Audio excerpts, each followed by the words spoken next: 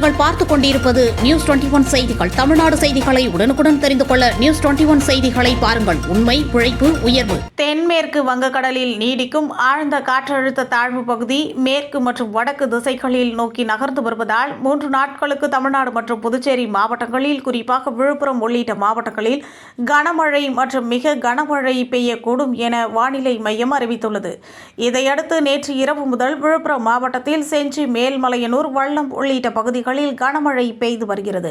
இந்நிலையில் விழுப்புரம் மாவட்ட ஆட்சியர் டாக்டர் சி. பழனி மாவட்டத்தில் உள்ள அனைத்து ஊராட்சி ஒன்றிய அலுவலகங்களில் கனமழை எதிர்கொள்ளும் வகையில் தேவையான வெள்ள தடுப்பு உபகரண பொருட்கள், ஜேசிபி குடிநீர் டேங்க் வண்டி, சவுக்கு மரக்கட்டைகள், ஜெனரேட்டர், மரம் அறுக்கும் இயந்திரம், மணல் மூட்டைகள் உள்ளிட்ட பொருட்கள் தயார் நிலையில் வைத்திருக்க வேண்டும் என அறிவுறுத்தினர். இதையடுத்து செஞ்சி ஊராட்சி ஒன்றிய அலுவலகத்தில் கனமழையின் பொழுது பாதிக்கப்படுகின்ற பகுதிகளில் தடுப்பு முன்னெச்சரிக்கை நடவடிக்கை மேற்கொள்வதற்கான கனமழை வெள்ள தடுப்பு பொருட்கள் தயார் நிலையில் வைக்கப்பட்டிருந்தது.